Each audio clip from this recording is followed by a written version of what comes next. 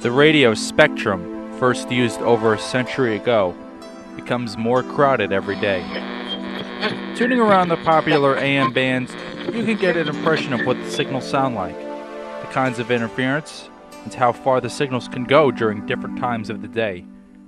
The AM band's FM's low-frequency counterpart stops at 1.71 megahertz, as do most of the radios that tune it in.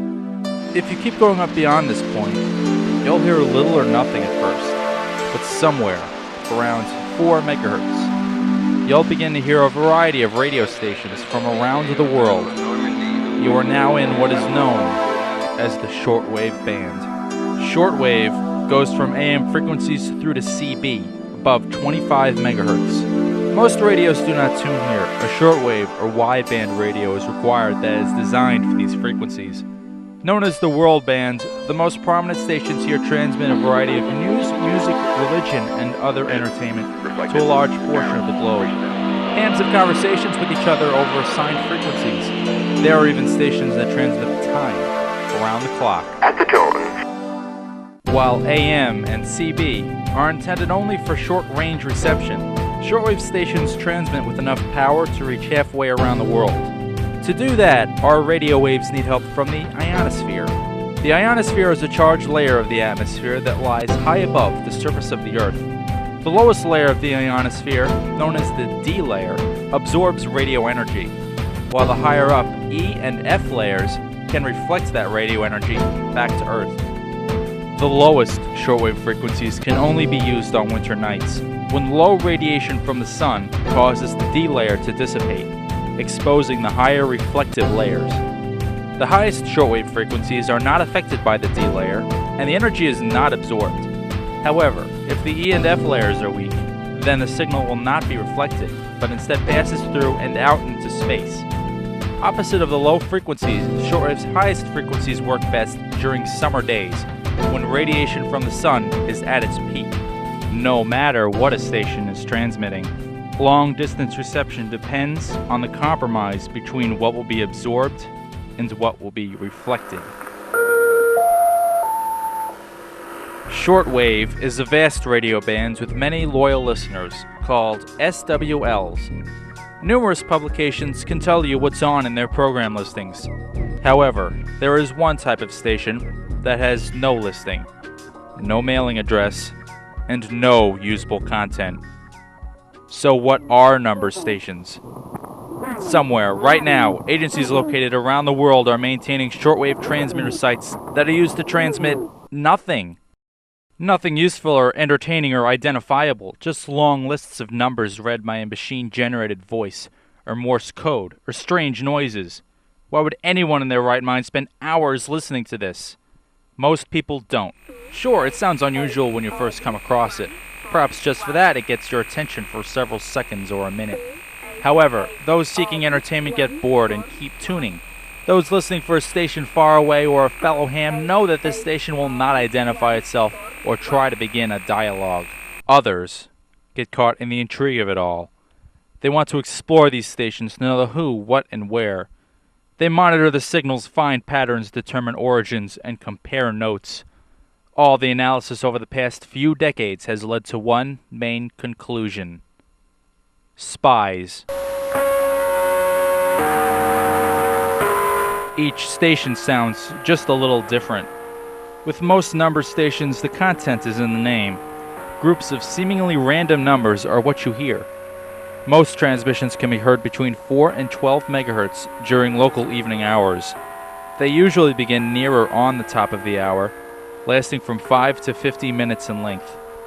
Sometimes, an empty carrier may pop up where you least expect it, several minutes before anything is heard or sent. Enigma was once an organization for SWLs who actively monitor spy numbers stations. To help identify different stations and their behaviors, the organization had assigned lettered number identifiers to each identifiable station. The list is as follows.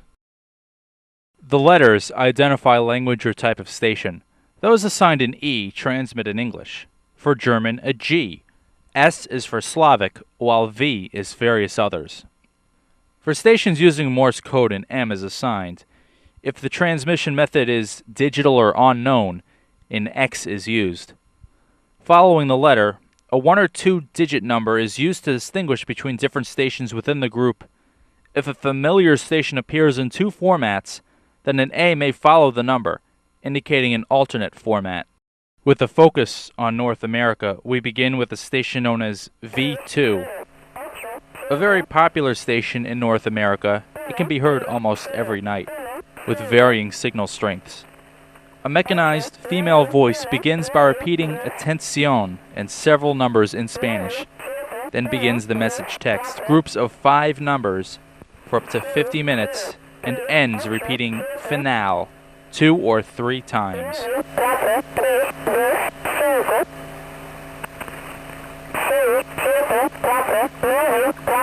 Generally, this station is reported with poor quality audio and has been heard making mistakes, such as placing several transmissions on the same frequency simultaneously, or playing content from Radio Havana, only for it to be abruptly cut off after a few seconds.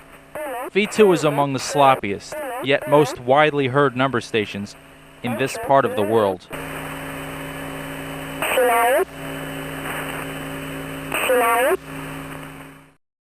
E5, also known as the counting station, is also commonly reported in North America.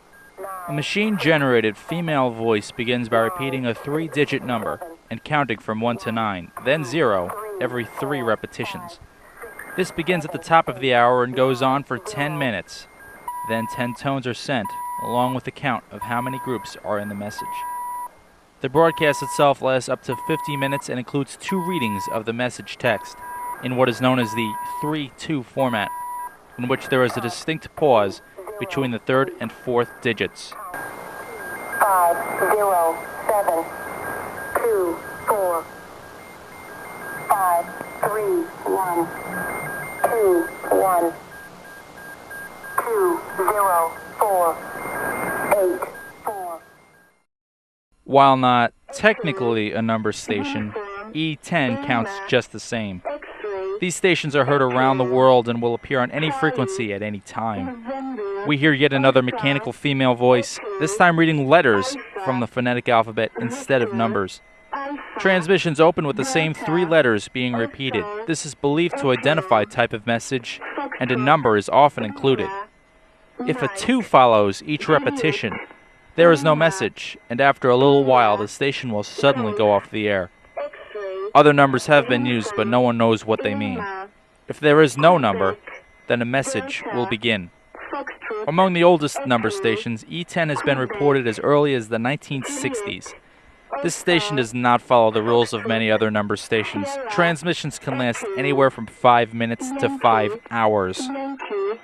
Uniform, Charlie, Sierra, Kilo, Charlie, Mike, Whiskey, Juliet, Whiskey, Lima, Sierra, Golf, Bravo, Alpha. This station's wide coverage indicates a large organization.